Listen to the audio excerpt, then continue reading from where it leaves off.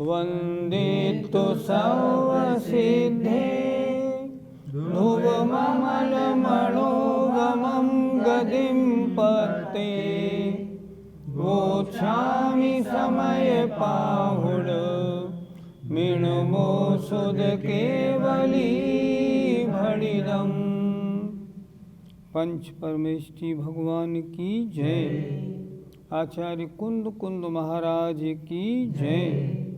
पिछली ज्ञानशाला में बताया था कि जो ज्ञानी है जब मोह को जीत लेता है तो जित मोह कहलाता है, मोह को नष्ट कर देता है तब क्षीण मोह कहलाता है। प्रश्न किया शिष्य ने, आचार्यवर क्या जान के राग द्वेष आदि को छोड़ता है? राग द्वेष को जीतना है तो राग द्वेष को छोड़ना तो पड़ेगा। क्या जान के राग द्वेष को छोड़ता है? तो आचार्य ने गाथा नंबर 39 लिखी। राणम सवे भावे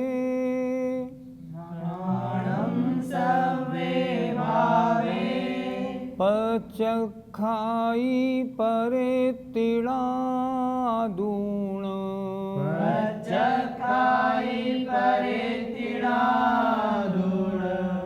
तम्मा पचखाणम राणम नियमामुळे दवम्। बोलिए। राणम सवे भावे पचखाई परे तिड़ादूणम् तम्मा पचखाणम राणम नियमामुळे दवम्। आइए शब्दार्थ समझते हैं। राणम माने ज्ञान। ज्ञान क्या मतलब? आत्मा। सवे भावे सभी भावों को, पचखाई छोड़ देता है, परेति पर है णादूण जानकर। राणम माने ज्ञान माने आत्मा राग आदि सभी विभाव भावों को पर है ऐसा जानकर छोड़ देता है।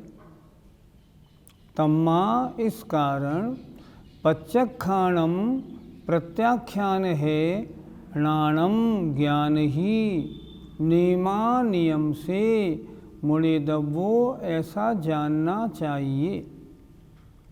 छोड़ने का मतलब क्या हुआ? क्या बता रहे हैं?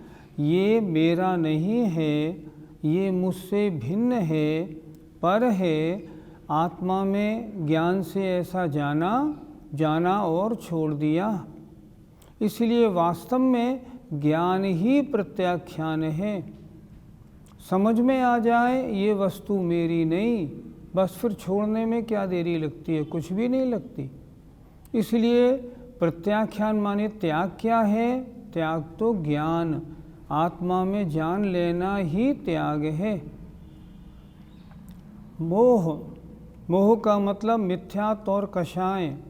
मुनि महाराज ने इनको क्यों छोड़ा? इनको छोड़कर जीतकर जितमोह क्यों बने?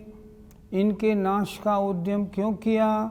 क्योंकि ये पर हैं, ये मेरे स्वभाव नहीं, इसलिए इनको छोड़ना है। बस ज्ञान में ऐसा समझा, निर्णय बनाया और उसको छोड़ दिया। फिर देखें एक बार।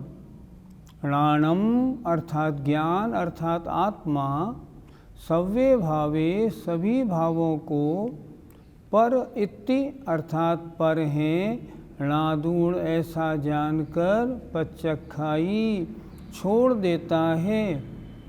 पचखाई माने प्रत्याख्यान अर्थात प्रत्याख्यान माने त्याग, छोड़ देता है। तम्मा इस कारण पचखाणम प्रत्याख्यान है ज्ञान ही नियम से, अर्थात ज्ञान में यह वस्तु पर है ऐसा निर्णय बना तभी तो छोड़ा। तो छोड़ा क्यों? क्योंकि पर है ऐसा जान लिया। तो त्याग क्या है? वस्तु को पर मानना, ऐसा जानना चाहिए। अर्थ देखें, ज्ञान सभी भावों को पर है ऐसा जानकर छोड़ देता है। ज्ञान माने आत्मा। इस कारण ज्ञान ही नियम से प्रत्याख्यान है ऐसा जानना चाहिए। उन मुनि महाराजों ने राग द्वेष काम क्रोध आदि परिणामों को ये परिणाम मेरे नहीं, मुझसे भिन्न हैं, विभाव हैं, अन्य के कारण हुए हैं, इसलिए मैं इन अन्य भावों को अपना क्यों मानूं, ऐसा मानकर उनको छोड़ता है। तो छोड़ना क्या हुआ? उन वस्तुओं को पर समझना ही उसका छोड़ना हुआ।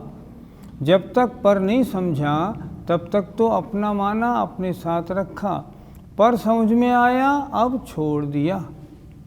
इसलिए ज्ञान ही प्रत्याख्यान है।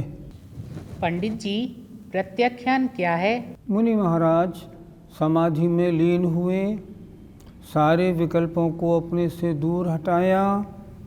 जो राग द्वेष आदि परिणाम थे उनके बारे में ये परिणाम मेरे स्वभाव नहीं, ये परिणाम तो कर्म के उदय के कारण बने हैं, वैभाविक हैं, गंदे हैं, मुझे मलिन करने वाले हैं। ऐसा जान करके उन समस्त राग द्वेष आदि भावों को मुनि महाराज ने छोड़ दिया और अपने आप को उस परम समाधि में लीन कर लिया। पद्यानुवाद देखिए। मिथ्यात्व रागमय भाव विभाव सारे, यो जान ज्ञान इनको जड़ से निकारे। हो प्रत्याख्यान फलत निज ज्ञान प्यारा, मेरा उसे नमन हो सत कोटि बारा। ज्ञानी यह परभाव है, ये समझकर मानकर कैसे छोड़ता है? आचार्य स्वयं एक उदाहरण दे रहे हैं गाथा नंबर 40 में। जह राम को भी पूरी सो, जह राम को भी पूरी सो, पर दव मिणंति जानी तुम चयदी। पर दव मिणंति जानी तुम चयदी।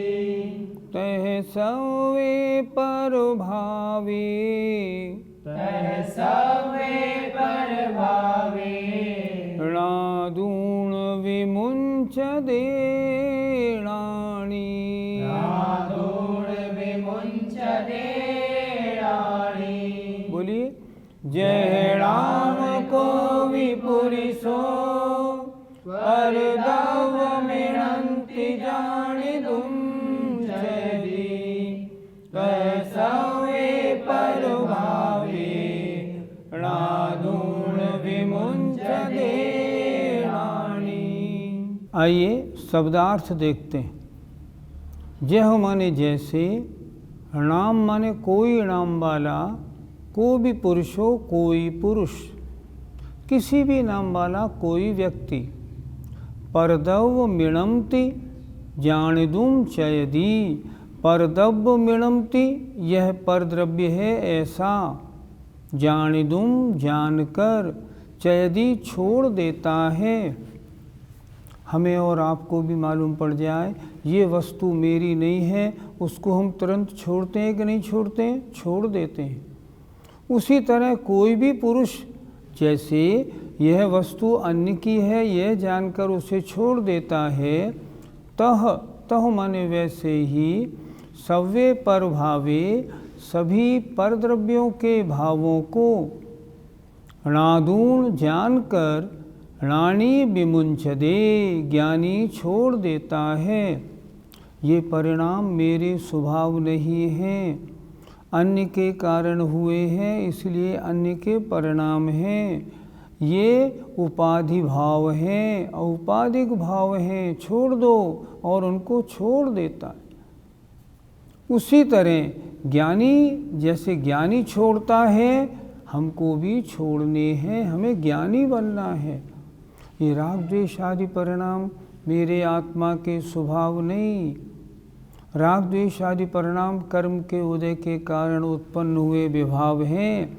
ये कर्म के कारण हुए हैं, कर्म के हैं, इसलिए इनको छोड़ दो। छोड़ देता है। फिर देखिए, जहणाम को भी पुरुषो, जैसे नाम वाला कोई पुरुष परद्रव्य मिणमति, यह परद्रव्य है ऐसा जानकर जानिदुम चैदी छोड़ देता है। तह माने उसी प्रकार सव्वे परभावे समस्त परभावों को णादूण जानकर ज्ञानी छोड़ देता है। अर्थ देखें, जैसे कोई नाम वाला पुरुष यह परद्रव्य हैं ऐसा जानकर उन्हें छोड़ देता है, वैसे ही ज्ञानी भी सभी परद्रव्यों के भावों को जानकर उनको छोड़ देता है। पंडित जी, इसको एक उदाहरण देकर समझा दीजिए। आप सभी छात्र लोग क्लास ख़त्म हुई तो अपने रूम में जाने लगे। आपने क्या किया? पुस्तक उठाई और ली और चल दिए। कमरे में आप गए, आपने किताब उठा के रख दी। वो किताब आपकी नहीं थी, दूसरे की थी। वो दूसरा छात्र आके आपसे बोला, भैया वो जो आप किताब ले आए वो मेरी है। नहीं नहीं, मेरी है। भैया मेरी है, मेरा नाम लिखा है। आपने किताब उठाई, खोल के देखा, उस छात्र का नाम लिखा है। अब आप क्या करेंगे? अब आप ये करेंगे, तुरंत वो पुस्तक उसको दे देंगे, भैया वेरी सॉरी, आप ले जाओ। वो पुस्तक ले जाएगा। आपने क्या किया? ये पुस्तक मेरी नहीं अन्य की है, यह जानकर वो पुस्तक फौरन उसको दे दी। इसी तरह ज्ञानी जब ज्ञान में ये जान लेता है ये परिणाम मेरी स्वभाव नहीं, कर्म के उदय से होने वाले परिणाम हैं, ये तो कर्म के हैं। जैसे ही उसकी जानकारी होती है उन सब विभाव परिणामों को वो छोड़ देता है। पंडित जी, परभावों को छोड़ने से क्या होता है? आत्मा की मलिनता का एक ही तो कारण है, कर्म का बंध होना। कर्म बंध किन कारणों से होता है? मिथ्या दर्शना विरति प्रमाद कषाय योगा बंध हेतुवः, इनके कारण होता है। तो मिथ्या दर्शन हो, अविरति रूप परिणाम हो, प्रमाद हो, कषाय हो, योग हो, इनमें मेरा कोई भी स्वभाव नहीं। जब मैं इन विभाव भावों को, इन गलत परिणामों को मैं अपने से अलग कर दूं, हटा दूं, इस रूप परिणाम न करूं, तब क्या होगा? बंध रुक जाएगा। बंध रुकेगा तो क्या होगा? संबर होगा और फिर निर्जरा होगी और मोक्ष हो जाएगा। संसार के कारण तो ये परिणाम ही हैं। जब मैंने जान लिया ये परिणाम दुखदायी हैं, मेरा अनर्थ करने वाले हैं, मुझे संसार में रोके रखने वाले हैं, फिर मैं उनको क्यों करूं? उन्हें अपना क्यों मानूं? उन्हें अपने से दूर क्यों ना कर दूं? जब जान लेता है तब दूर कर देता है।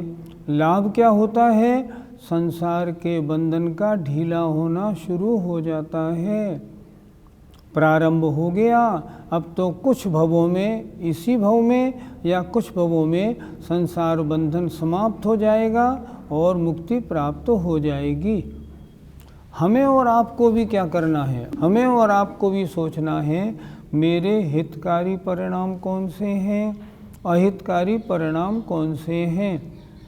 हम अभी श्रावक दशा में हैं। हम अभी श्रावक दशा में हैं। घर गृहस्थी में रह के व्यापार गृहस्थी का पालन करते हैं, पूजा पाठ स्वाध्याय करते हैं। हम सोचें इनमें कौन सा भाव मेरा कल्याणकारी है, कौन सा अकल्याणकारी। हमको मालूम पड़ा व्यापार आदि में ज़्यादा उलझना अच्छा नहीं, तो एक उम्र तक तो उलझें, उसके बाद उसको छोड़ दें। और आत्मकल्याण के जो परिणाम हैं, पूजा पाठ, दान, स्वाध्याय, संयम, गुरु सेवा आदि, उनमें निरंतर अपने को बढ़ाते जाएं, बढ़ाते जाएं। ऐसा अगर करेंगे एक दिन वो आएगा जब हम छूट के सारे राग द्वेष आदि फंद से हम एकदम मुनि बनेंगे, निर्विकल्प अवस्था बनाएंगे और इन सबको विभाव परिणामों को छोड़कर मोक्ष मार्ग में आगे बढ़ जाएंगे। पंडित जी, घर गृहस्थी में रहकर राग द्वेष को कैसे छोड़ें? जिनको बचपन में या 18-20 साल की उम्र में ही समझ आ जाती है, वो तो गृहस्थी के चक्कर में पड़ते ही नहीं, वो तो बाल ब्रह्मचारी बने रहते हैं, कल्याण का मार्ग पकड़ लेते हैं। लेकिन हम और आप में से जो घर गृहस्थी के चक्कर में फंस गए हैं, वे क्या करें? वे ये करें, घर गृहस्थी में रहते हुए भी अपने आत्म कल्याण के कार्यों को नहीं छोड़ें। आचार्य विद्यासागर जी महाराज एक बात बहुत अच्छी कहते हैं, हमें 3 पुरुषार्थ करने योग्य हैं वर्तमान में, धर्म, अर्थ और काम। मोक्ष पुरुषार्थ तो संभव नहीं पंचम काल में। हम क्या करें? हम अपने 24 घंटों को 3 हिस्से में बांट लें। ध्यान से सुनिएगा, आपके काम की बात है। हम अपने 24 घंटों को 3 हिस्से में बांट लें। 8 घंटे धर्म पुरुषार्थ, 8 घंटे अर्थ पुरुषार्थ, 8 घंटे काम पुरुषार्थ। अगर ऐसा आप करते हैं, बिल्कुल हिसाब से बांटते हैं, समझिए आपका कल्याण निश्चित है, बिल्कुल होगा।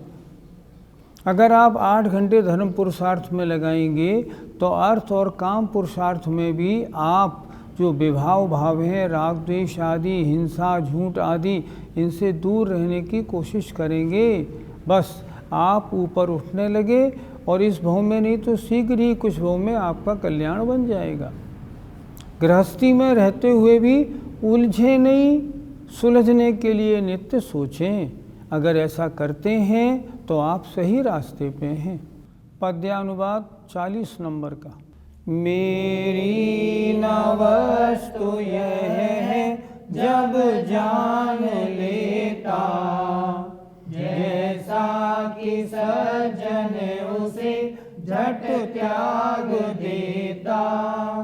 रागादि भाव पर है पर से न नाता, ऐसा पिछान मुनि भी उनको हटाता। जय